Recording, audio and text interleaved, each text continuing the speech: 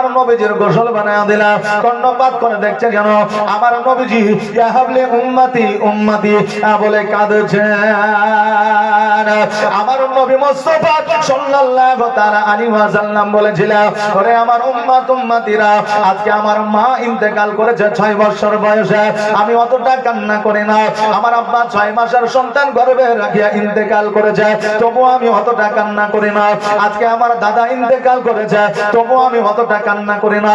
আমির হামজা রাদিয়াল্লাহু তাআলা আনহু জিহ্বা কেটে নিয়েছে, গলা কেটে নিয়েছে, নারী ভুঁড়িগুলোকে বার করে নিয়েছে কাফেররা, আপনার শহীদ করে দিয়েছে, তবু আমি নবীজি অতটা কাঁদি না যতটা আমার উম্মত উম্মতির জন্য কেঁদেছি। জোরে বলেন সুবহানাল্লাহ। যতটা আমার নবীজি উম্মত উম্মতির জন্য কেঁদেছে, নিজের আত্মীয় স্বজন বংশ বিস্তারের জন্য কাঁদে না। ওই নবীকে যদি আমরা ভুলে যাই, আমাদের মতো দুর্ভাগ্যবান জগতের মধ্যে আর কেউ রইল না। আমার নবীজি হাবলে উম্মতি উম্মতি বলিয়া যখন আপনার ঠোঁট দুটো আপনার নড়াইতে ছিল, হযরত আলী রাদিয়াল্লাহু তাআলা আনহু সমস্ত সাহাবীদের মধ্যে বললেন, খোদার কসম করে বলে আমার নবীজি জিন্দা, আমার নবীজি জিন্দা, আমার নবীজি জিন্দা। জোরে বলে সুবহানাল্লাহ। আমার নবী জিন্দা না মুর্দা? আমার নবী জিন্দা না মুর্দা?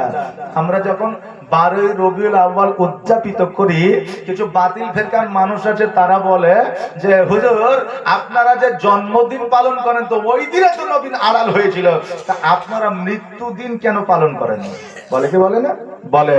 আরে আমার বাবাজি ভাই, এটাও ক্লিয়ার করে দিয়ে যায়। কারণ হইলো আমার নবীজি 570 খ্রিস্টাব্দে 12 রবিউল আউয়াল সোমবারের দিন শুভে সাদেকের সময় জগতের মধ্যে এসেছিলেন। আমার নবী জগতের মধ্যে এসেছে। আমরা আহলে সুন্নাত ওয়াল জামাতের মানুষ, আমরা জানি নবী এখনো জিন্দা, কিয়ামত পর্যন্ত জিন্দা। আমার নবী জগৎ থেকে আড়াল হয়েছে, নবী আমার মারা যাননি, নবী আমার পথে যাননি, নবী আমার সরে যাননি।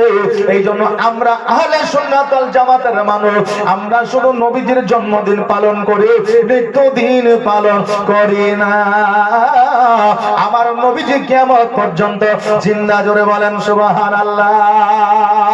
ওই নবীজি যখন দুনিয়া থেকে আড়াল হয়ে গেল, আপনার রওজা মুবারক আপনার দাফন করে দেওয়া হলো। হযরত বেলাল রাদিয়াল্লাহু তাআলা আনহু আবু বকর সিদ্দিক রাদিয়াল্লাহু তাআলা আনহুকে ডাক দিয়া বলে, আবু বকর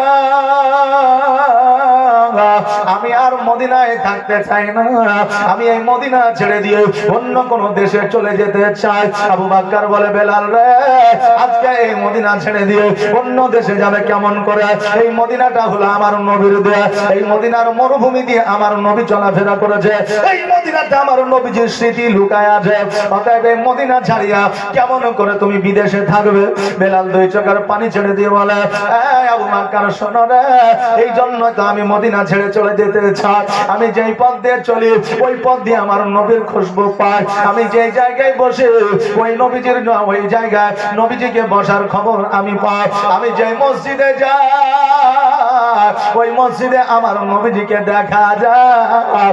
আমি বেলাল সহ্য করতে পারি না, এই জন্য আমি এই মদিনা ছেড়ে চলে যেতে চাই। তুমি কেমন ভালোবাসো আবু বকর আমি বেলাল জানি না, তবে আমি বেলাল আমি নবীকে যতটা ভালোবাসি, এই মদিনায় থাকিলে আমি বেলাল বেশি দিন বাঁচব না।